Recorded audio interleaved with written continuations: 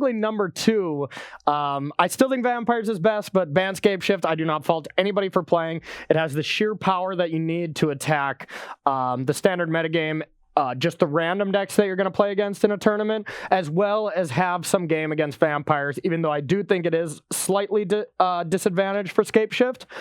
We are moving on to testing Scapeshift against the Gauntlet. We're going to be starting with Boros Feather, and then our grand finale, as you like to say, is going to be against Vampires and Bant Scapeshift to really just see who is the true if these best are the two decks. most popular decks in the metagame, then the matchup between them is the most important matchup It that is. exists in the metagame. So, Yep. it looks like we're going to have time to do a full best of 5, really explore that one nicely. Yep. And this Scapeshift deck, like you said, is really powerful. And when it first started popping up and I saw the lists, and I hadn't played with or against it yet, just saw it on paper, I thought, this deck cannot possibly be fast enough to be good against things. Yeah. What are you casting Scapeshift on, like, turn 6? And it's like, no, we're doing it on turn 4 sometimes, turn 5. And also, like, when we don't draw Scapeshift, we're just, like, making a bunch of 2/2s, maybe casting a Hydra Crisis for 4, like, and the early, like, Arboreal Grazers and Elvish Rejuvenators are surprisingly good at roadblocks against aggressive decks and getting you there. I had a match. I was playing a Classic a few weeks ago with Mono Blue. Yep. And I mulliganed to 5 in game 1. Don't know the matchup. But with the London Mulligan, I got to look at a hand that had Island, Curious Obsession, Creature, Dive Down. I'm like, okay, we're doing it. Keep these 5. And Somebody grazed you? I go Island, Creature. My opponent's, Forest, Arboreal Grazer. I'm like, we're dead. Yeah, I am usually a huge critic of Grazer. I think the card is so bad, but it has its spots, and it definitely had its spots against Mono Blue. Mono Blue, unfortunately, has just died, though. It's really weird, you know? I don't know. I've had some good experiences with the deck, and it just seemed like I was losing a lot of close games, and I wasn't... That first weekend I played it when I did well, I got a lot of free wins. People either just not prepared. A lot of the Elementals decks relied on removal and didn't have the same clock. But as the format got more refined, Mono Blue didn't have a lot of room to grow. Mm-hmm. Everybody sort of knew what cards they needed to add. The sideboard cards are really what helped, but other decks got good sideboard cards with Fry and Veil of Summer and Shifting Ceratops in particular. Yeah. So you didn't gain a huge edge there. Everybody knew it was coming from the Mono Blue deck. And as things got refined, those free wins went away. Yep. And instead, everything just became a struggle. Every game was hard. And it felt like if I made a single mistake, maybe, or even a bad judgment call, where you could say, like, this is a 50-50 play. It might depend on what they have. If I made it wrong, I lost every time. Yeah. But it was not very forgiving. Yes. Yeah. It's the least forgiving deck. Exactly. Yeah. And that was a problem. There are some people that will be a sort of an apologist for those kind of decks. It's like, well, just play better. It's like, sometimes like you can't know what they have. Yeah. And you can't play around everything. And then sometimes there's situational misplays that like are not misplays on the surface. It's just how the game went out. Like you may be playing around a 3-outer and they have the 2-out. You're playing around the more outs, but they just draw, the lesser of them. And there's something to be said for a deck that puts you in a lot of situations where they just have no outs, as opposed to always being in those 3 and 4-outers over the course of a long tournament. Your opponent's going to hit on a couple of them. And you can say, oh, well, I just got unlucky if I didn't in that spot. But if you think about it, there's 15 spots in the tournament where you could have gotten unlucky. You get unlucky in 3 of them, and that knocks you out of the tournament. Yep. So that's sort of what I think happened to Mono Blue. Sure. It was unfortunate because that deck is a gasser to play. It is nice. It's fun. Hey, I played at MC1, right? Yeah, MC1. Same. Yeah. Oh, it was great. I want to touch on one more point about Scapeshift. Like the week that it kind of became popularized at SCG Philly, I was just thinking the same. Like this deck cannot be good. I mean, I have 3 flame sweeps from the sideboard of my Dino deck. I'm going to destroy this deck. And that's what happened. I absolutely destroyed it, but I think there's something to add about Scapeshift not being at its final form that weekend. Like it was still, you were figuring out the numbers and stuff. And I think the most important thing is people didn't know how to play it perfect yet. Like almost nobody did. LSV, I'm sure, played it pretty good. He won that GP that weekend. And I actually did lose once. I went 3-1 against Scapeshift, losing to Edgar Magalish. Yeah. It's probably not how I say his last name, but another guy who probably played it pretty well. he played it pretty well. But I mean, the thing is, a lot of people just rush out Teferis at the beginning and just bounce. The Teferi died or whatever. But it's basically a Splinter Twin combo where you have Teferi plus Scapeshift and you win. And once people started doing that play against a lot of decks, it was just stone cold over because you can still kill Teferi, but you still have that ability where you can still just go, okay, end step Scapeshift, and you can't do anything. So once people learned how to play Scapeshift better, the deck just became, so powerful. And I think that's kind of where we're at now. But okay, well, let's put it to the test. Let's do it. I lost the last match, so I'm going to get to be on the play here. All right. Boros Feather Archetype. Let's do this. Yep. This is a matchup where my protection isn't as relevant. Sometimes getting through that horde of zombies at the end will be good, but I can run out my creatures and tap out, not be that afraid, and I'm really looking for a clock.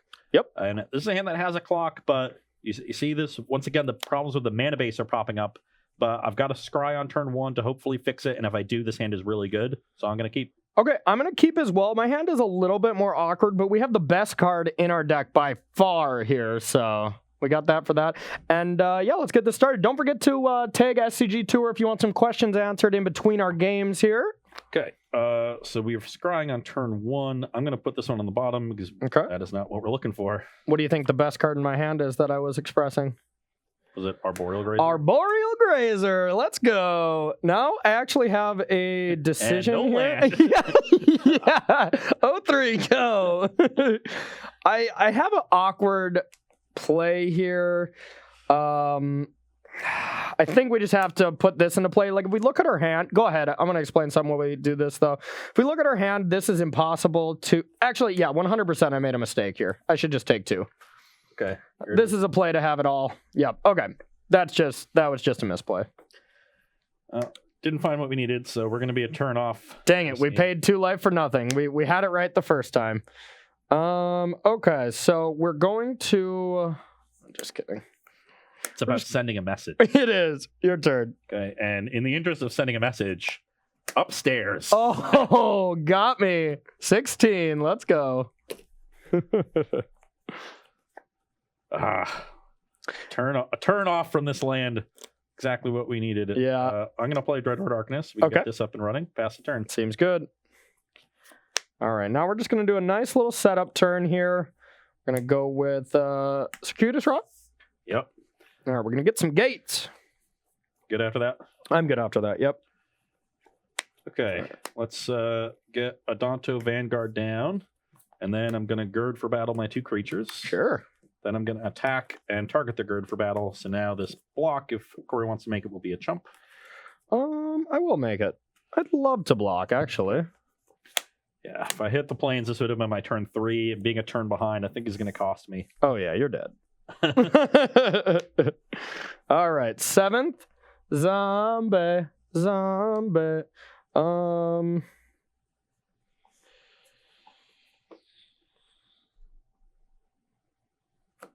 I'm going to go... Teferi. Yeah, Teferi, tick up. Your turn. You'll end a turn Scapeshift. God, I just wish I had it. I mean, I just have nothing to do but just tick up. It's unfortunate. And unfortunately, this Teferi does make Dreadhorde Arcanist pretty good, yeah. Yeah, and what Ross is saying is Dreadhorde Arcanist cannot cast any spells because it would be at instant speed here. Let's Define Strike the Dreadhorde Arcanist. Okay. I guess we can just hope there's no Scapeshift there, but that seems not great. It could also be a second circuitous route. Which Scapeshift? Which one's that? It could definitely be a circuitous route. Could be. I am going to Gird for Battle my 2 creatures again. Okay. And I am going to Reckless Rage, dealing 4 to the zombie and 2 to Adonto Vanguard. Okay. Now I'm going to send... This is a 5 because of Defiant Strike. Okay. So we're going to send that at the Teferi and then try to get you for 6. I'm going to Scapeshift. And I'm dead. You're not super... I mean, you have a manageable amount of zombies here. Just 7? Just 7, yeah. One jumps in front of here, and then 3 jump in front of here, so you're going to lose 3 zombies. And then I might be out of gas, though. Then you bounce this with the Teferi, and I have no battlefield. And I have a nice follow-up. Yeah.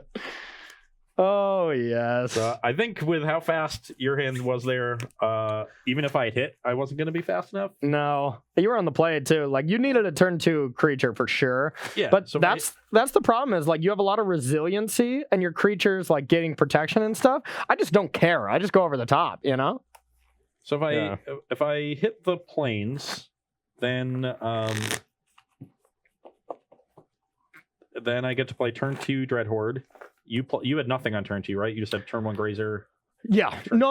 I had Deputy that I didn't play because you didn't have a target. That's why I was debating between the Breeding Pool or the Forest. Yep. If I played Breeding Pool, I had a white source, so yeah. So even if I turn 2 the Dreadhorde, then you Deputy it. Yeah. And then you're extra in trouble. But if you didn't have the Deputy, my draw was turn 2. Yeah. You know, and I fell asleep at the wheel. then maybe I got a shot. Yeah. I had a God's Willing, so and I mulliganed to 5, and my shoelaces were untied. if I'm able to get you pretty low, then maybe I can God's Willing. But then you probably just bounce with Teferi and like Scapeshift main phase. And sure. You just have too many options. Do some live sideboarding? Yeah. All right. Got any questions while we're getting this sideboarding prepared? Yeah.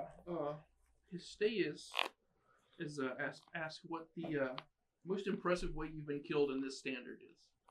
Oh, I mean, is it really anything you can do besides saying, "Oh, I got attacked by 48 zombies"?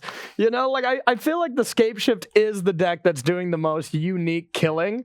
But I did actually get killed by it was Risen Reef. And then played the 4-mana elemental that made 2 more elementals. Those got haste. And then drew into 3 cards. Played an Omnath. Hit me for like 5.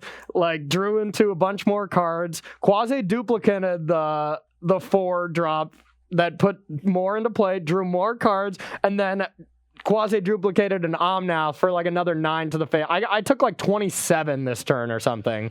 They went from like nothing to Risen Reef to draw that to that, and it was insane. I can't remember a specific game, but I know Elementals is the deck that has the most surprising turns. Yeah. Seemingly go from nothing to everything, in a blink of an eye. So it's got to be something that some weird Elementals deck did to me. Yeah. and it usually involves the 4-drop that makes 2 tokens. And maybe like recurring it with the 2-drop, the 1/2.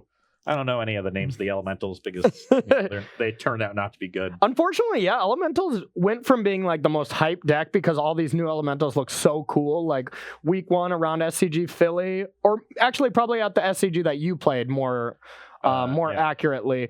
Sorry, I forgot Columbus, right?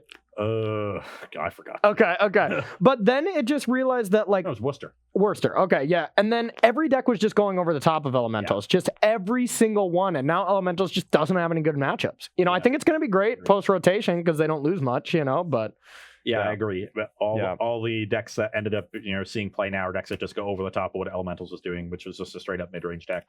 Yeah. And then it couldn't transition into the slot that Esper Hero sits in, which is a mid range deck that is heavily disruptive, because Elementals was relying on getting to the battlefield, ramping, and its own synergies.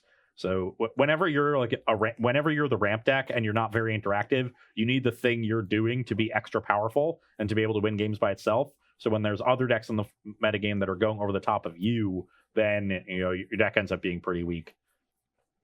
Yep. Nope. That's fair to me. Okay.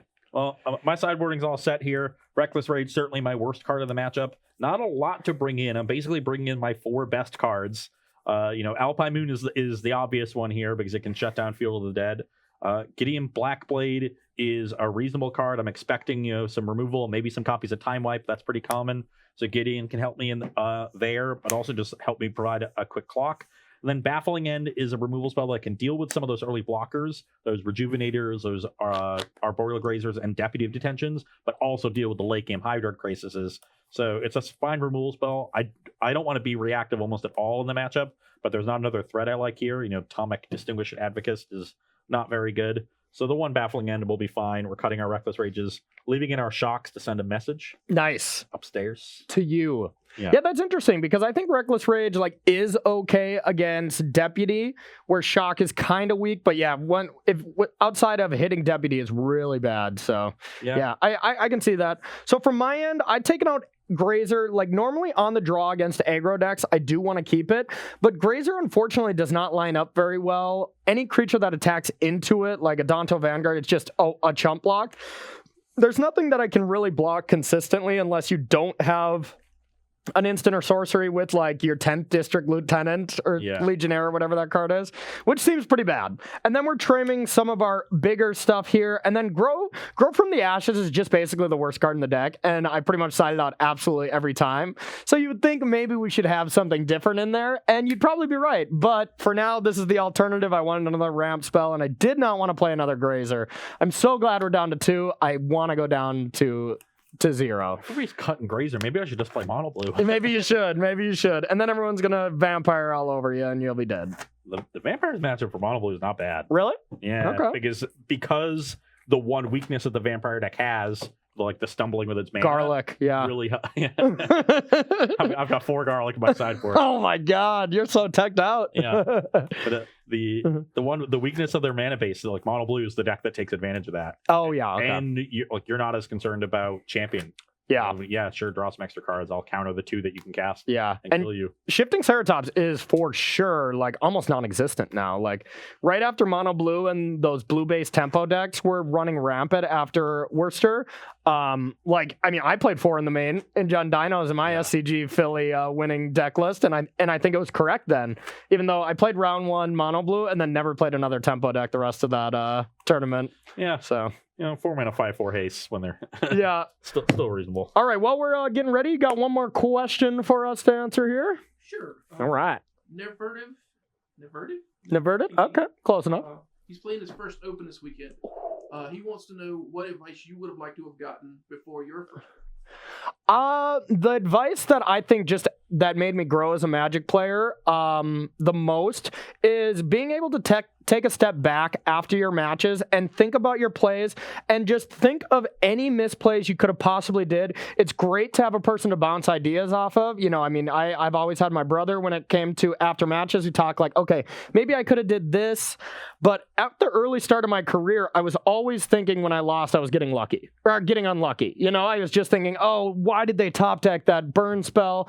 Instead of now, when I look at games, I was like, okay, is there anything I could have done so that burn spell would not have been lethal? So I would say just evaluating your play from a third point perspective, taking emotion out of it, and really just trying to keep a even head, even when you do make mistakes. That'd be my advice. Yeah. And my advice actually compounds on that, and I'll say be careful not to be doing that while the match is still going. If you notice a misplay that you made, or you think like maybe that was a misplay, stop thinking about that. Maybe write down a note of it, and then you can get to it after the match. But put it out of your head while the match is going. Yeah. Wait till the match is over, because you really want to be as focused as possible on the game at hand. Yeah, I don't know how many times I've either played against someone or heard stories where they like horrifically punted the round before, and they come into the match, they're already done. They're like thinking about it, be like, oh, I could have. God, it was why did I attack? And then they're like looking at their hand, be like, yeah, I'll keep whatever. They just have that demeanor that they're just already defeated. Like every other tournament, you get one of those. Yeah, and I mean, it used to just be me a lot. I would tilt like nobody's business. Like quick one story here. My first GP top 8, GP Miami a long time ago. 2015. Yep.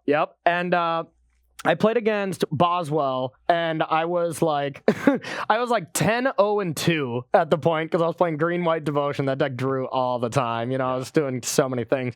But I had a moment where I went the human that you could level up, and once it got to level 3, it was like it would get +3/+3, Knight of Tree something. Warden of the First Tree. I had that, and I had like 15 counters on it, okay? I had 15 +1/+1 counters from its ultimate, and I attacked, and he like made such a block where I forgot that it wasn't already a 3/3 with counters on it. So my combat step was all off. I was thinking that it was just a 16-16 instead of, what it was, a 18-18. And it cost me the match, and we ended up drawing, and I was 10-0-3. And like after that match, I was just talking to Brad. I'm like, oh my God, I'm so stupid. And that's like all I talked about for a whole round. And he's just like literally grabbed me. It's like, hey, you are still live for top 8. Just focus on the match. And like I just focused on the rest of the tournament, still won 3 in a row to top 8 or whatever. But now I've just been living with that advice and basically picturing Brad shaking me every time that I. If you need me to fill in and shake you, yeah, just tapping on the shoulder, I'll do that for you, buddy. Well, thanks. Not even in a Magic tournament, just in live. Yeah. Not after any. Get groceries. All right. Sorry, I had to tell that story. Okay, so you are on the play now, right? Yep. All right. And now we got a nice curve here, so gotta keep this one. If we look at our our hand is fine. It's not anything super extraordinary. We're gonna keep Sacred Foundry. All right. Temple of Tea. We're gonna keep that. We need this. Temple. I know. I think we have 2 in this deck. Yeah, I'm sure you have different ones. Yep. Pass. Yeah, it's probably two Simic ones because the other 2 aren't printed. All right. So that's definitely a land worthy of the double. Your turn. There's like 5 lands in the deck that you play 2 of, and then it's like 4 fields of that, and then all ones. Oh yeah. Ugh, this was not a good series of draws. Attack for 3. I will go to 17. Let's play a Gideon Blackblade. Ooh. Plus pretty good one. I guess I should have given this lifelink or something. Yeah, sure. Let's say I give this life. All right, sure. 23. I don't think it matters. Okay, so we're going to go like this. Get a counter on the zone. Get in the zone. Auto zone. We're going to do some rejuvenating. Oh, it's like, oh my God, are we going to miss? Okay, so I want a very particular card here. I think we're going to go like this. And this is random order. Okay, and then it's your turn. Okay, so it's not a bad one. Let's play a 10th District Legionnaire. Okay. I'm going to plus give this lifelink. Okay. And attack. I could give it indestructible, so Corey can't force a 4 life payment when he blocks. Yeah. But Corey's way more concerned with his life total than mine, so he's definitely going to block there. Okay. So might as well just get the life. Okay, so I take 5 down to 12. 12, and I go to 26. All right. Then I'll play Temple of Triumph. We'll scry. Okay. Don't need this mountain. Snap that one off. All right. So now we're That's pretty good. far behind here.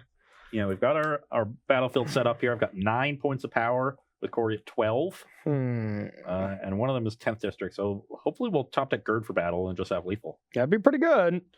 I think I just have to do this and kind of hope for the best. We'll take Gideon. Gideon is not a creature. Oh, it's non-land. Yep. I'm like, God, have I been playing Deputy wrong this whole time? No, that's sure. Because you can't give that protection. That's the reason I want to do that there. And then I'll gain a life. You're at 13. Your turn. Okay. With Corey at 13, I think I want to get aggressive here and aggressive. God's willing this Legionnaire on my upkeep. Okay. We'll get 2 scries out of it and a counter. I'm going to give it pro blue. Okay. That way if I draw Gird for battle, I can still target it. Smart. First scry is another land. That'll go to the bottom. Second scry is an okay card. So I imagine we will not see a block here. And that'll get you to 7. Yeah, we're in a bit of a rough spot here. Yeah, we probably want to keep this one. So I'll leave that on top and draw it for turn. Okay. I will attack for 6. Yeah, no blocked. Brings you to 7. 7. I will play a mountain and another Adonto Vanguard. Okay, seems good. So that Thornwood Falls is pretty annoying here when I have 3 threes. Yeah, it's not bad. It's not bad. Now we got a couple options, but none of them are particularly excellent. I like to hear that. I think I just want to try to stay alive. If we take a peek at my hand, this is terrible right now. It's actually bad for me. Like, if Ross mind slaved me, he would play this card right now, so I probably shouldn't play that. I think we're just going to go take 2, gain 2, and do a Crisis for 4. So stay at 7. Yeah. Draw 2. 4 seems pretty good. Not bad. Your turn. All right. Now we're cooking. Those are some good draws, I have to say. If you look at our hand, it's kind of a gas station at this point. Just fueling out gas for me. I will attack with the 2 Adonto Vanguards, which does a pretty good job of signaling that I don't have a trick. Yeah, you may have telegraphed it a bit. No, I don't want to lose to just double shock, so I think I honestly have to block here. Yeah, we're going to block. Okay, I'll pay 8 life. All right. 18. Or 15, right? You gain 3 somewhere? I had myself at 26. You gain 3. Oh, yeah, you're at 26? Yeah, this plus twice. Oh, yeah, you're right. So you're at 18? Yeah. Okay. So deputy down. Then I will plus this to give 10th District Legionnaire Indestructible. Okay. And I will play Mountain Arcanist. Okay. Oh, yeah, we're feeling all right about this. Feeling all right about this now. Let's get this blast on to 2. What do you say? I mean, kills 2 things. It's not bad. I have to imagine we're probably just getting time wiped here. I don't know, but like, I just didn't draw a lot of tricks this game. I had the God's Willing in my opener and never do another one. Time wipe and I die. You pay 8. Yeah, I forgot this wasn't gonna die. Yeah, that's the card I was saying. If you could Mindslaver me right now, you would cast this card last turn. So I think we have a much better play though. We're gonna go like this. Go to Teferi and tick up. Go. That'll do, pig. Whoa, that's rude. That'll do. I've been working on my shape, but so how do I win? I think it starts with Defiant Strike. Does it? Yes. Oh, stupid Teferi game. Yeah. Yeah, you got no protection, God's Willing shenanigans. So I don't think you have a way to win this turn. This game maybe, but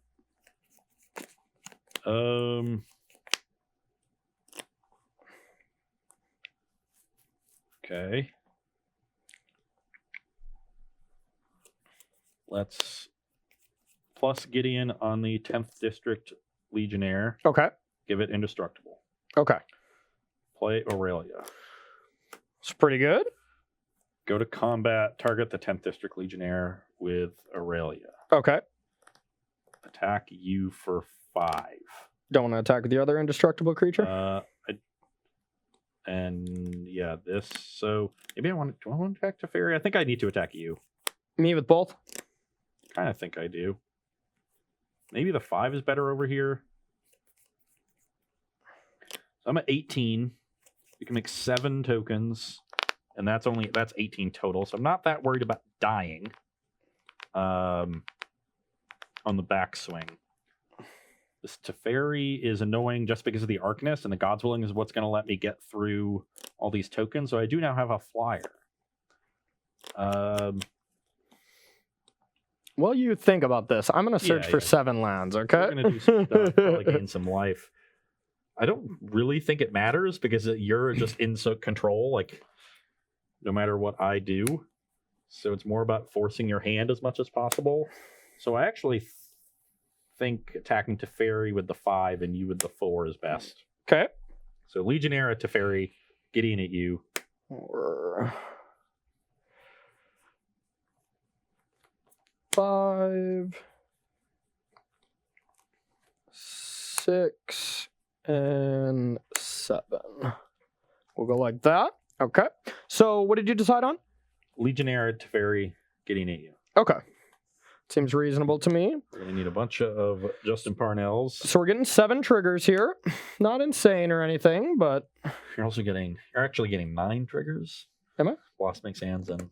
Oh, yeah. Yeah, that's true. Okay. So you're going to go to 8. You're going to scry 1. Okay. Make 7 zombies. 8, scry... What's your normal 4-mana instinct? Well, that card's disgusting. We'll take that one. All right, and we'll just chump each. Yeah, I figured no matter what I did, that was the likely result. So done. Yep. Okay, so we're gonna untap with the world being our oyster. Okay, we kept this on top because I think that is quite strong right now. Now the question is exactly what do we do here? All right. Can we do this? No. And we cannot. How about we... So I need a land to have a really nice turn here. You tell me you don't have a land? I have a land, but not an untapped land. So maybe we're going to start with...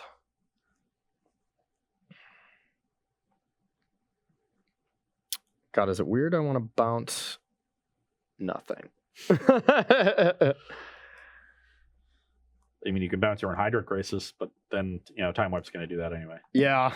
God, this is a tough one. Because if we look at my hand, this is what I would love to do this turn. This would be insane. Why don't you just bounce the Gideon then? To do both of these. Can't bounce Planeswalkers, right? It's Artifact Enchantment. I know cards do. Yeah, we all do. Well, all right. We're going to start with bouncing Aurelia. Okay, so we hit the land. That's probably good. If we're going to Time Warp, you could have bounced one of these. Yeah, we're going to start with attacking everything at Gideon. So Gideon is going to die no matter what I do, so might as well just eat a zombie. Okay. Gideon down. Okay, now we are going to...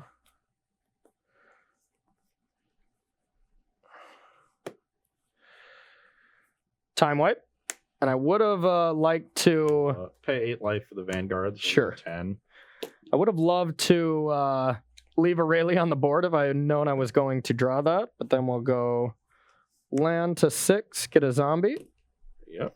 And Deputy. And Deputy. Yeah. Yeah. That was a nice play, right? That is a turn. Your turn. That's what we were hoping for. Drew that breeding pool. Yippee-ki-yay. All right. You're up. Game is pretty well in Corey's hands We'll at this tick point. up. Got 8 mana there, so 6/6 Crisis. Okay, we're going to do that. You gain 3, go to 9. 3 to 9. 1, 2, 3. Thank you for that. 2 fields. And that's all we got. Your turn. Yeah, this is nice. Now we got Now we're at about 150% to win this game. Yeah, Corey just bounces my Aurelia and has lethal. Yeah, you just play the other Teferi, actually, so I can't do anything. Yeah, that too. Or just Crisis for 8 and play with my food a little bit. All right. Well, this is an impressive showing for Bant Scapeshift here. I do think this matchup's rough. Yeah. So the reason is you just don't have the speed that like Vampires has, and you don't have the way to clear the token. So I don't even need Teferi. If I ever just Scapeshift against you and make tokens, it's like you're cold to it. Yeah. Teferi is the way to sometimes stop God's Willing off Arcanist. Yeah. I've got some flyers, but the things that this deck wants to play against are, because of the power of Feather and God's Willing, are interactive decks. Decks that are playing removal. You're just trying to go over the top. Yeah. And so, I have to try to race, and I've got some creatures that can, but your speed bumps are good. Yep. That 1 Elvish Rejuvenator, that 1 Deputy of Detention. You had two speed bumps. You weren't going super fast, but that was more than enough because I'm starting on turn 2. And the best speed bump of all, Grazer. Game 1, you're definitely faster, but and I stumbled, but even if I hadn't stumbled, I don't think I would have been fast enough on the play. No, I think actually if you didn't stumble, it was better for me because I got to play that Deputy. Yeah. I got to get an extra body in play that was tough for you to deal with.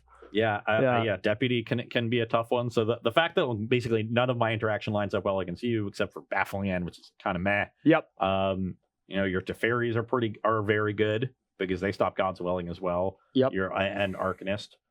All your chump blocks all your roadblocks are good. Your deputies are good. Your time wipes are pretty good, with the exception of a Danto Vanguard. But you were able to still set that up. Yep. Because you just got a little bit of time. So yeah, there's just not a lot that the Feather deck can do structurally because this is an aggressive deck that is built to be good against other aggressive decks because it has 8 1-mana removal spells, and it's built to be good against more disruptive decks because of God's Willing and Feather and the card advantage from that and some of its other cards. It is not built to be as good against straight up ramp decks. Sure, but I mean, if you had like Alpine Moon there, I was dead. I was not really gonna be able to do too much. I would have had to jump through some more hoops and maybe like instead of instant speed, Scapeshift, like maybe Teferi bounce the Alpine Moon Scapeshift there for tokens, but then when you replay it, I would struggle to get rid of it the second time. So it would have helped, but yeah, maybe it just wouldn't have been the end all with Deputy and stuff too. Honestly, so with how brutal that turn was, I think Alpine Moon would have just delayed the inevitable. Yeah. Even if you take one of my lands by turn it into Alpine Moon, best case scenario, yeah, you would have had to slow down a little bit, be a little bit more careful on your side Yeah. instead of just, crushing me on 7 mana and 8 mana with those two plays. It would have taken 2 or 3 more turns. And I actually would have had a nicer play, where I needed that 8th land for Time Wipe and Deputy. Yeah. I had a Field of Ruins. That's untapped with Alpine Moon. That's untapped, and it gives me 8 mana. So I could have Time Wiped plus Deputied your Alpine Moon or whatever. Yeah. But yeah. So, I don't think that would have helped enough. There are definitely now games where it will help, right? Yeah, exactly. Games where you're able to establish your aggression early and then use your 1 mana to Alpine Moon them. Yeah. Same way that Is It Phoenix in Modern would do against Scapeshift decks there. Yeah. A very similar concept. Or even Tron or something. Yep. You only have the 2 copies. You don't have a ton of card selection. You never want to draw 2, but... And you can play a fair game. You got your Deputies and your Time Wipes and your Hydrate Crises. Yep. So you're not completely dependent. But exactly. Scapeshift is a big part of the game plan. That's what makes this deck so good. Is it's not a very one-dimensional deck. It has a one-dimensional side that is the most powerful, but then it has all these backdoor ways to win the game, as well as like a reason why I think Ashiok is like the exactly wrong way to approach countering this deck is you're getting these like 2 zombies here just from your lands, just from drawing. You can play a Crisis for 3, a Crisis for 4, and just pressure it. Something where you can attack the hate that stops the combo just isn't enough. You need stuff like Alpine Moon or Blood Sun, something like that, and sometimes it doesn't matter. So yeah. Something that stops the small ball game plan in addition to the combo element of the game. Though Ashak can stop Circuitous route, which is nice. That's true. But That's you true. Get it done early. You got to get it done really early, and most of the time, whatever. First of all, what decks are playing Ashiok? It's a weird thing right now. And I think the best way to stop this deck is to get an aggressive board, and then all of a sudden have like a Legion Den to deal with it. Foreshadowing. You'll be seeing that in our grand finale with Vampires, because I think it is attacking Scapeshift in the best possible way, and it has a good Scapeshift matchup in my opinion. So that's pressure, and then this answer to the Scapeshift plan. Yeah. Can also deal with some small ball vampires. Can also deal with Hydra Crisis. Yep. All right, so before we switch to our next matchup, which is going to be Scapeshift against Esper Hero, let's take one more question if you got one. Sure. Coderific. Nice. Is wondering how is Jeskai Super Friends positioned in this standard? Oh, well, I want to take this because probably as we speak. Okay, never mind. It comes out tomorrow. Tomorrow, my Dropping Bombs is on Jeskai Super Friends, and that deck is insane right now. It destroys vampires. It absolutely destroys it. Brian Gottlieb's fandom list, I think it's very well positioned right now. You have all these Wrath effects like Clarion, Planar Cleansing, or the 5-mana Wrath of God. Destroy all creatures or destroy all artifacts or enchantments. Whatever. Cleansing Nova, yeah. You have that card to just destroy vampires. You have a great vampires matchup just from Wrathing all the time. And then you have all your other fair matchups like Scapeshift. You have cards like Narset and Teferi to kind of stop the combo, as well as the Deafening Clarion and the other Wrath of God package still destroy the zombies. So I actually think Jeskai Walkers is very well positioned right now, and I think it's just a very good deck. Yeah. Okay. Not a deck that I had thought about. It's been you got to try it. So long. Yeah, I know. It's coming from the ashes. Those kind of decks lost horrifically bad to these tempo decks. We are not seeing any of those tempo decks anymore. We're not seeing like Dinos, which would have a good matchup against it. We're seeing the metagame really dialed in to Scapeshift and Vampires, and I think it has a good matchup against both of those. So I would not be shocked to see Jeskai Super Friends as a sleeper for this weekend. Why do you like this Scapeshift matchup? Because it has it has 4 Teferis, 4 Narsets to stop Crisis and to stop the Scapeshift Teferi combo from them.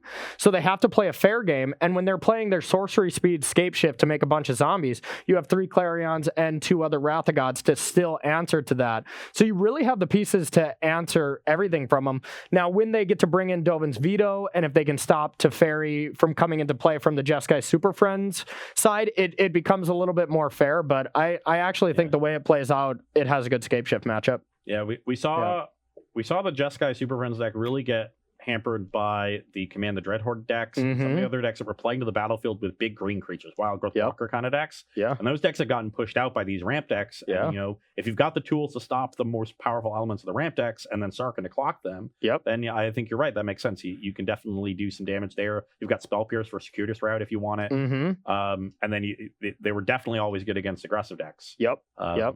And you have a very important keyword. A very important keyword on cards that you get to take advantage of in that deck that's very good against both of those decks as well. Flying. Flying is great right now. Vampires and Scapeshift can't really do much about flying, and Sarkhan just all of a sudden you deal with a threat, you deal with a threat, you deal with a threat, boom, 16, you're dead. Yeah, you've got these like sort of Inaku's Planeswalker sitting there. They've got 1 loyalty. They've already done their thing. It's like, okay, they'll just sit there and do nothing. And then Sarkhan, it's also a 4/4 flyer. Yeah. Or like Saheeli and Karn just sitting there doing nothing until they're doing something. When you just, okay, I have 4 tokens now. Okay, I'm gonna play a Karn. I'm gonna make another servo. I'm gonna make a Karn struck, and then I'm gonna copy this servo, Karn struck, attack you for 7. You know, like out of nowhere, you're just got an artifact beatdown force. So I think it's a sleeper pick for this weekend, and I really think it could be good. I didn't have enough time to test it, so I will be sticking with vampires personally, but. A good question and a good comment there. So awesome. So we're going to take a 5-minute break here, be real quick, and be back with the second match. See if we can get a nice 2-0 here from the Bant Scapeshift side. We'll be playing against Esper Hero. Don't go anywhere. All right, everybody. Welcome back here to Versus Live, sponsored by Carnox Chairs. I'm Corey Baumeister. That's Ross Merriam.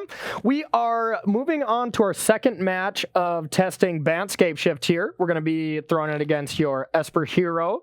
And Esper Hero looked good against vampires, at least. You know, I mean, maybe we had some questionable games there, but it still looked pretty good. Yeah, no, definitely still impressive, even, you know, to take that second game, given the start the Vampires deck had. Yeah. But in this match, and the insane amount of luck that you had to rip that Sorin. You call it luck, I call it experience. Okay. Sure. Over a large sample size, everything happens. That's true. That's true. You know, it was a convincing win for Bant Scapeshift against Feather, and I think the matchup here is going to be good for Bant as well. The Esper deck does not clock you very well, especially if it does not have turn 2 hero, its namesake card. It's got some disruption, but not really enough, especially against a deck that kills with lands. You know, we've seen this play out where the historically Valakut decks have been pretty good against control decks because there's just this inevitability. You know, eventually the land will kill them. The control decks same with Tron. Yeah, the control decks have gotten a little bit better in that matchup for very specific reasons because they have, you know, some answers to Valakut. But here you know, Esper doesn't have it. So I really do need to pressure you. And you know, normally the Esper deck wants to win the game by drawing a ton of cards, burying its opponent card advantage, answering everything you have. But the main thrust of your game plan is getting Field of the Dead online, and I don't really have an answer to it. Yeah, I think your best card in the matchup right now is kind of just the best card for an obvious reason. Any deck that's creating free mana, or anything that's creating free mana right now or accelerating your deck, that's what makes decks in Standard good right now, in my opinion. And Bolas' Citadel is your source of free mana. So I think you drawing Bolas' Citadel against me when I'm not pressuring your life total, you just get to go off. Yeah. You know, so that'll be an important aspect here for sure. Yeah, I agree. That's a card that, you know, even though it's expensive, it's a card that can let me go way over the top and even, you know, trump what you're doing. You know, 7 zombies, I'll beat that. Yep. And before we get started, don't forget to go to carnox.com/SCG if you want to pick up one of these sweet chairs. And also don't forget to tag SCG or at SCG Tour if you want some of your questions answered in between this game here. So far, there have been some great questions. Yeah. Really great questions. A real heady one about, you know, Jeskai Planeswalkers, a deck that I guess you were quite high on. Yeah, you really got to give it a shot. I mean, if you had more time to test and you're not super locked in, think about it. I will. Don't worry. Okay. Good luck. You're going first? Yeah, I will be on the play again. Hopefully I can get something going. And that is not going to happen with this hand. Ugh. Nice one-lander. Let's take a look at our hand. I just don't think this is good enough here. Yeah, it's just far too bad. I'm not doing anything until turn 4. Usually you're fine with just having lands, but I also have a redundant land for Field of the Ruin making it worse. So yeah, this hand's also unplayable. Nice. Circuitous Route, Scapeshift, 5 lands. Let's go. You got any questions over there while we're shuffling? Sure. Let's see. Algalon EUW. Asking why run Alpine Moon over Blood Sun. What's your preference between the battle with Scapeshift? I think the mana efficiency is just really important. You're going to playing that feather deck. You need to get your battlefield established, and that's going to happen on the first 3 to 4 turns of the game, where you can really establish a good clock. And by then, usually the Scapeshift deck is ready to set up Scapeshift. Yep. Taking a full turn off to Blood Sun at 3 mana can be pretty rough. You want to maybe leave up protection for Deputy Detention or Caster Tricks to apply more pressure. Yep. Being able to double spell or triple spell even, super important. So I think Blood Sun is a little bit of a better card at hating if you can have the time to cast it, because it doesn't die to like Blast Zone coming to play. Like Blast Zoning an Alpine Moon feels bad.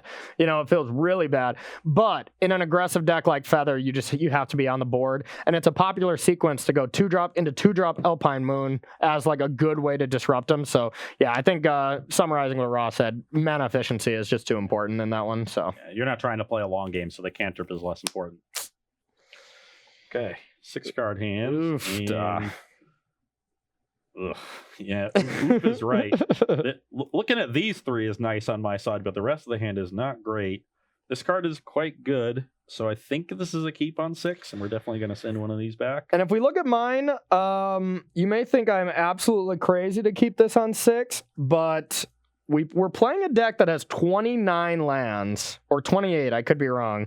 I'm gonna keep this rather than go to 5. It may look bad, and it definitely has a fail rate. But now, what to get rid of? I think we're gonna get rid of. It's one of these 3 cards. I think we're actually going to just get rid of this. Not positive about this, though. That was a tough one. Let's start with Hallowed Fountain. Okay. All right. So we'll draw. We'll say go. Our draw was not bad. Not bad at all. I would say the same. Let's cast a Thought Erasure. Okay. And that's why I kept both of these. These are normally the worst cards. I would have bottomed one of these, but I had to assume a Thought Erasure was coming. Yeah. Okay. Well, light on mana. I definitely want to take a ramp spell, especially seeing. You want to take Temple Garden, right? Yeah, that's what I want. And I assume Elvish Rejuvenator is better than Grow from the Ashes, so I'll take the Rejuvenator. I would think so. Pressuring your Teferi, I think, is good. Bounce it with your Teferi if you want to. Yeah, exactly. We'll Surveil. I do not want an Oath of Kaya. Good call. Good call. All right. Your turn. Now who's the lucky one? We may have kept an only Temple Guard opener. Sometimes you got to risk it to get the biscuit, chat. You're up. This is not going well. What are you talking about? I drew my lines. It's going great. Exactly what I wanted. Here we are now we have the option. I gave away free information here that was my draw, but I think it's completely fine. Now it's the question of, do I think there's many counter spells? No. Now it's just what I want to do. I think we're just going to go with Teferi. Yep. And now the question is, do I think Ross is going to exile my Teferi in any way or anything like that? And I don't want to open it to Oath of Kaya, and it can't get Teferi tucked right now. So I think this is a very important lesson to kind of stop at this. If Ross could go land 5 Teferi, Hero of Dominaria tuck, I would go negative right now to get my value out of it. But since that play can't happen and Oath of Kaya could happen, I'm just going to tick up. Yeah. Your turn. The plus, the extra card isn't doing anything immediately. You can do it next turn if you want to. Exactly. Maybe actually, bounce a hero or an elite guard mage or something. And I probably would bounce an elite guard mage. Yeah. I mean, like that tempo swing, I don't care if you just cast guard mages. Guard mage is bad against me. You should side those out, yeah. There's about 40 cards in my deck I want to side out. So yeah. Some options. BBD would have words to say to you about dissing 40 of his magic cards. As of now, I'm going to side. I guess there's 26 lands. You're done then, right? Yeah. Okay. Ooh. All right, we're going to... Yeah, my hand is... We're going to take 2, tick up, and say go. I would describe it as... Goulet? Poop soup. Poop soup, okay. It's a pooper super. Okay, well, land gets us closer to being slightly less poopy soupy. All right, not bad. But we still have nothing to do. All right, I'll skew this. Wow. All right, we're going to get some gates. That's not a gate. So we're going to get some gates. Immediately doesn't get a gate. All right. Definitely this. I don't even What know. do I need? I need Corey to brick on land in 2 draws, Mm-hmm. and for me to drip Thought Erasure, just to have a shot. Well, Grow already gets me to Grow Scapeshift. Oh, it enters untapped? Yeah. It doesn't. All right, so that's even better. Can I do it for 5? Absolutely, I can. Okay, we're gonna Grow, tick up. 1, 2. Your turn. This is the old Splinter Twin. Yep, that's the combo. 4 9 lands there, so you can get 3 fields and 6 others. Yep. And trigger it 27 or 27 times. Yeah. That's it though. Can we I found my 5th land though, so that's good. Teferi, here we come. Can we play Cranberry Zombie here if we have that? No, I'm just kidding. I'm gonna tuck this. All right. Got him. Ladies and gentlemen, we got him. It's been got. Okay, you can go. Scapeshift. That's pretty good. Would you like me to go through it? No. I would Okay. not. You know, All right, like, Scapeshift looking good. I kept a hand that was 2 lands, Thought Erasure, and then Big Teferi, Bolas' Citadel, Tyrant Scorn. Okay. Scorn's bad, but like the Teferi and the Citadel are like the cards that I want to like generate advantage. I just need to hit lands. Yeah. But then I just drew another Tyrant Scorn. I tucked it Yeah, down you to unfortunately 2. have a lot of dead cards Yeah. game 1. Esper Hero is a notorious deck that like loses, 70% of game 1s and then just has a great configuration for game 2 and 3, Hopefully we do. Yeah, Well, yeah. Drafts are probably good because they kill Teferi and Yeah. that's not And you would be pleasantly surprised to know I kept a Temple Garden, 2 3-drops, 2 Teferi Scapeshift opener, and drew Temple Garden into Blue-White Gate, into another land, into another land. okay. That's why you play 28, man. Yeah. Big brain stuff here. This D-Spark does not seem very good. No, that's not great. These Oath of Kaias do not seem good. Tyrant Scorn certainly not good. Time Wipe is probably better than Kaya's Wrath. I like Deputy. No, I don't. Okay, so we look at the rest of my sideboard. These are the 6 I'm considering. Ashiok, definitely bad. Aether Gust is 0 targets. That's not great. Baffling End, not good enough for just hero. Time Wipe, bad. Deputy, I think I'm going to be taking those out. They're just not very good. So these are the 6 cards I am thinking about, and I love all of them. Teferi, Dovin's Veto, and the MVP here, Veil of Summer, is so good. So very I good. guess I want deputies too. My sideboarding's pretty easy in this matchup from what I remember. All right. This Ugin does not seem good, nor do these hostage takers. Ugin doesn't seem good. Hostage Taker does not either. Yep. Oath of Kaya is not bad, though, because sometimes I have to tick down. I don't think it's insane or anything, but it gives you targets to bounce with your Teferi. Definitely. Do you think Oath of Kai is better than Elite Guard Mage or any of my Planeswalkers? I would probably leave in 1 Oath of Kaya and take out one Elite Guard Mage. I think just 1 Oath of Kaya is fine. Yeah. I also have a Time Wipe here. Like, do I want 3 Wratheffects just to deal with like your Scapeshift plan? I don't think so. That's not a very good plan. I think Deputy is a better plan for that. So maybe I just don't want the Kai's Wraths and instead want 2 Oath of Kaias. I think I would go 1 and 1. 1 Kaya's Well, I Wrath, still have 1. Time Wipe, so I have one. Okay. I'd have 1 Wrath, 2 Oath. It's probably better than 2 Wrath, 1 Oath. Think I would rather do 2 Wraths, 1 Oath, yeah, but I'm not low confidence on that one. Yeah. And that one's hard to say. This is not a deck I have a ton of experience with. So this is 2, 4, 6, 9, 10, and 3, 4, 10. So we may have a phone a friend. We could get BBD on the line. Yeah. He's in the area. He's on vacation in Virginia. Oh, visiting home? Visiting fam, yeah. He's going to be at Richmond. Awesome. That's a scary sight for anybody in the standard seat. Who's he playing with? Yeah, you won't believe his team. Just a couple of traders. It's a man by Shaheen Sarani and Pete Ingram, SCG Philadelphia champions. Just won the tournament. Might as well upgrade the 1 week we had. Yeah, might as well get that Corey scrub out of here. He played dinos. Let's get a real MPL champion in the form of BBD. Even when you're the champion, you can always get better.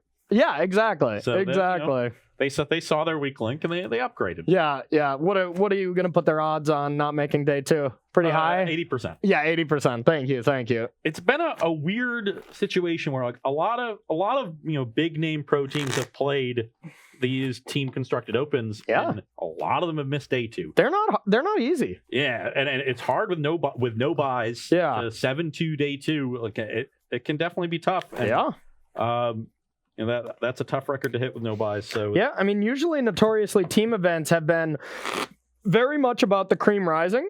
Yeah, but we do see good top 8s in these events. So the usually cream certainly does rise. But I don't know what it is. There's only there's like 20 notable teams probably in the field from the SCG tour. People who are grinders. So when you say, there's always like 3 of them in the top 8, you're talking about 3 of 20. Yeah. We're talking about teams of these, high-level pros coming over from the GP MC circuit. There's probably 1 or 2 of them in the field. Yeah. So, they just happen to get some negative variance. One of the, we did early on have a team of, it was Ben Stark, Sam Party, and I think Matt Nass. Yeah. They won one of the early SCG team. I can imagine that. Yeah. Yeah. When they came over, they got it done. So far as, well, I mean, I have low experience on the SCG tour, but so far, since any of the team events I've seen, it seems like it's just the best team won every time, at least 100% of the time. No, we got so lucky in our top 4, to be honest. You can't win a Magic tournament without getting a little lucky. Exactly. So you're on the play. Indeed, I've been on the play for a while. You have been. Hoping to switch at some point. You're getting wrecked. Your marbles will be mine. The last round is worth 10,000 points. What? That's rude. I have the dreaded all checkland hand. Oh, yeah. Guildgate hand, huh? How good is this hand, though? It's not bad. Yep. I'll try it out. I'm going to try this one as well. If we look at my hand, there's obvious problems, but we're going to try it. I will lead on Drowned Catacomb. All right.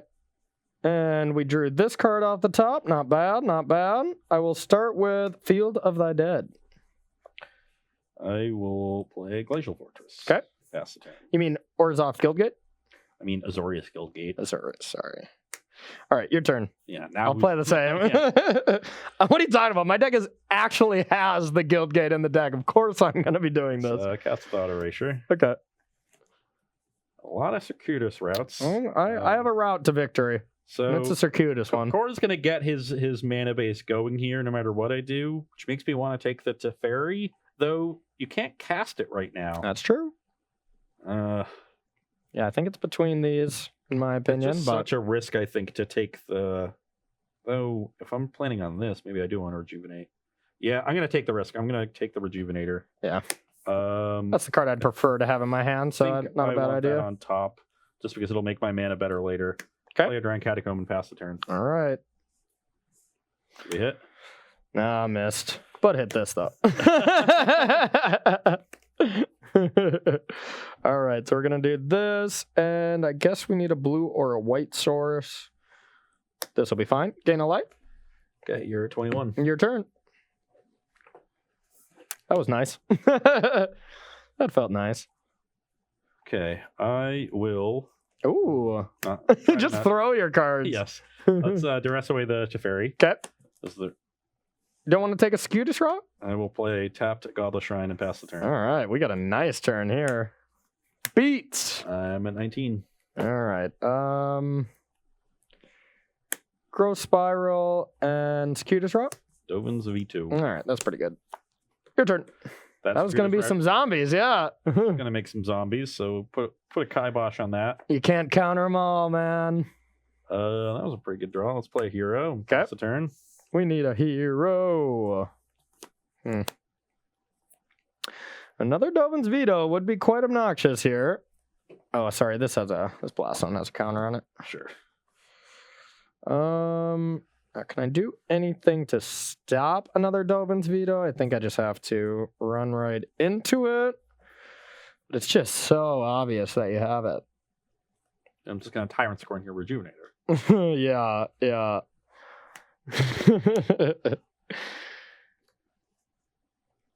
This is tough. This is tough. You do you. I am going to do me. Growth Spiral? Sure.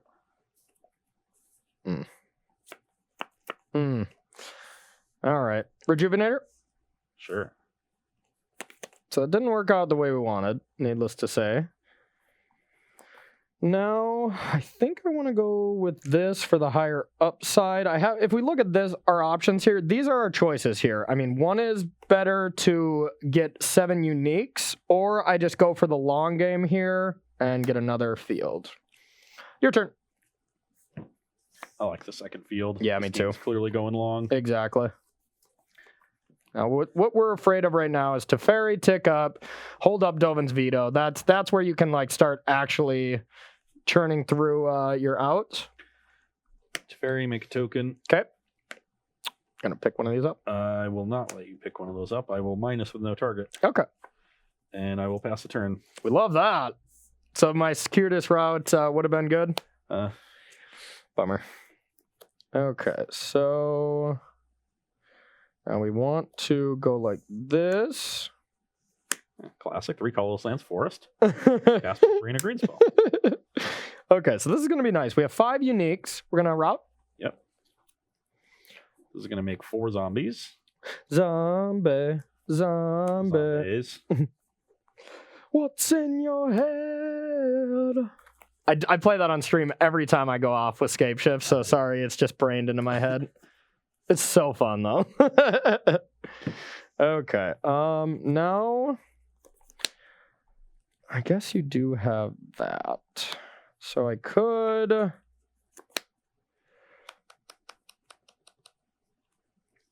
just be okay with 4 zombies. I think I am. I'll ship it to you. Now, if you look at our hand, we had options. This is us holding back a little bit, but I like where 4 zombies is at right now, and I don't want to get too blown out here. Okay, plus the Teferi. Okay.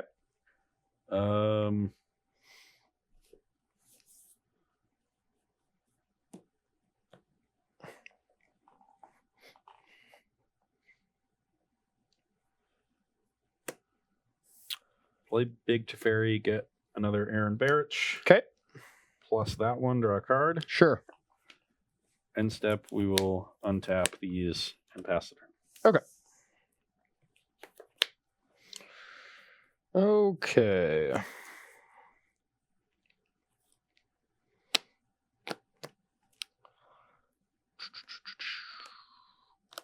Now we're gonna go to declare attacks. Yep. Now what removal would you have that you would leave in? Probably not much.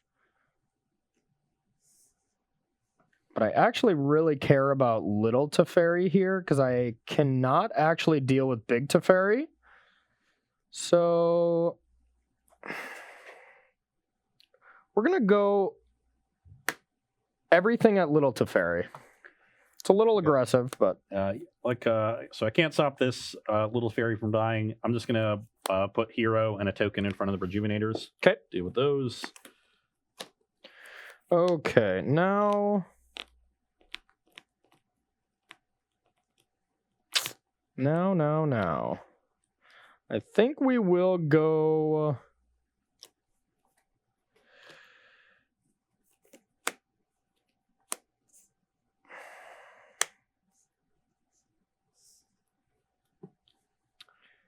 We're going to go with a... God, this is tough.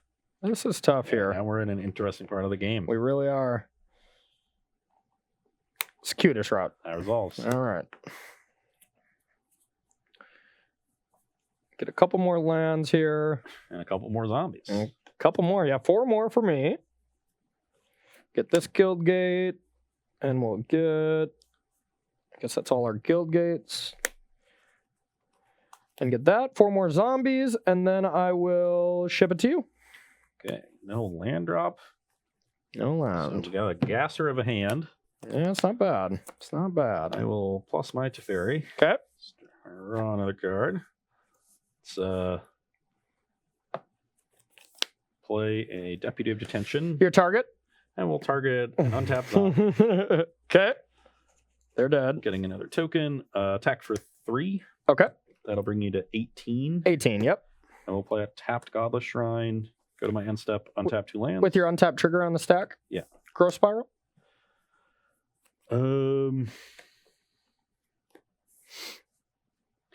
So Growth Spiral is going to make 2 zombies, which is not a big deal. So yeah, that's fine. 2 Zombones. Oops. And then I'll put a charge counter on this. Sure. All right, we'll untap.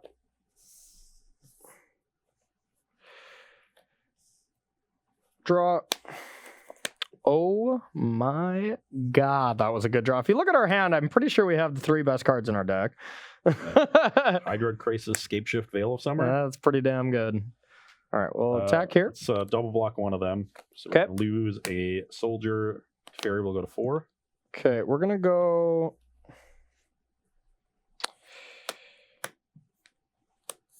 Teferi. Dovin's Veto, make a token. I will Veil. Yeah. Draw a card. Take up. Yep. And go with this. Scry, get a couple of Zombones. Keep that on top. Okay, your turn. Oh, I thought I was in good shape, but I guess not. Yeah, I mean, you're still doing all right. So what can I do against Escape Shift? I don't always have the Scapeshift. Actually, this would have been better to not draw. This would have been actually really good to have on top. So if I do the fire this off, then you know the Scapeshift probably kills me. I guess we'll plus here. 2, 3. No, I'm going to be 1 short of doing that. But I don't think It's a good game. Yeah, I think it's about to end. That's why it's good.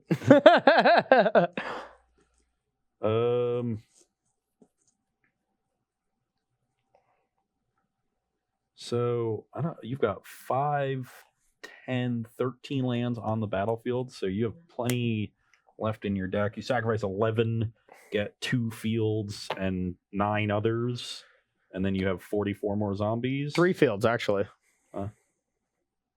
You get 2 more fields. 3 fields.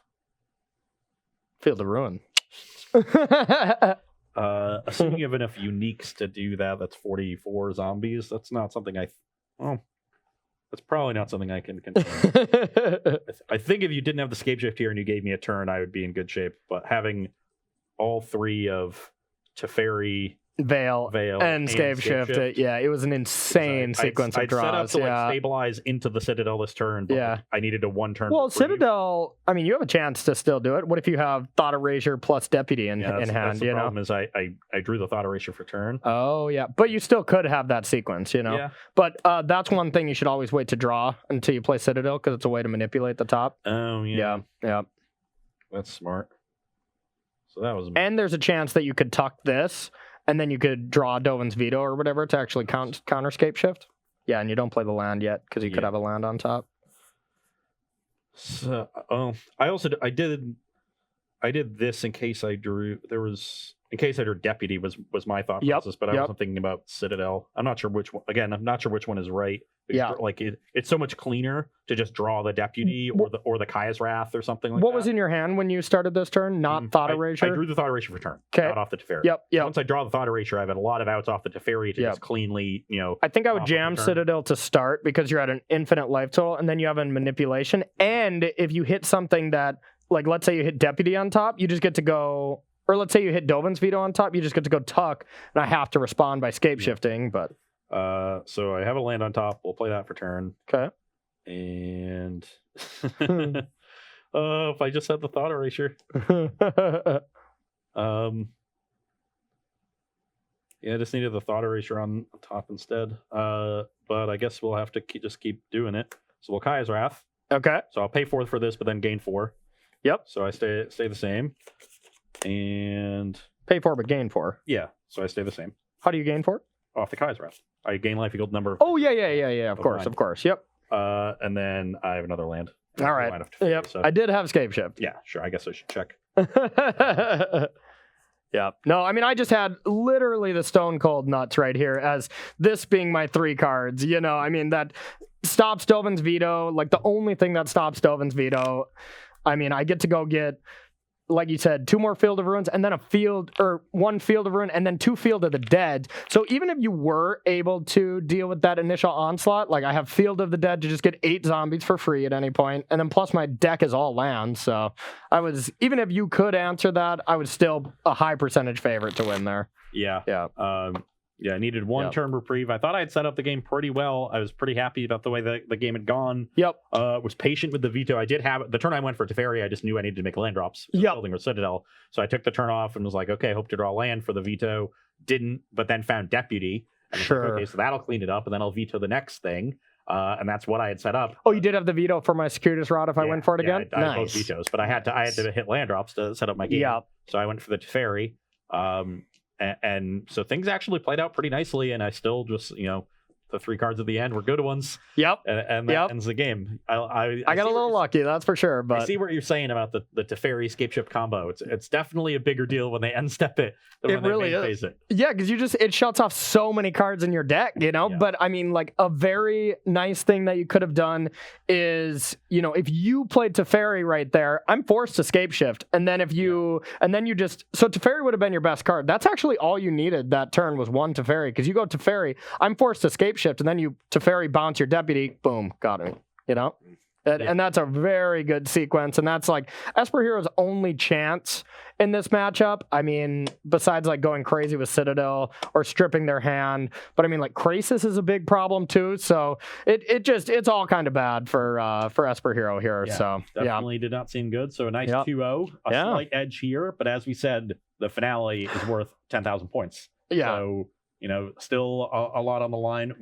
So if he were to win this grand finale, we would be tied with how many rounds I have been farming Ross this today.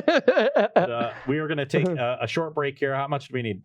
What was it? 5? We're going to take a 5-minute break because we're running a little low on time. We're going to have to cut the finale to a best of 3. Yep. And I'm excited for this though. Yeah, I'm going to be Vampires. Corey's going to be on Scapeshift. So far, Scapeshift, slight edge, but we think Vampires is ahead in this matchup. Yeah, so, I do. I think you have a great matchup, personally. But don't go anywhere. We'll be right back.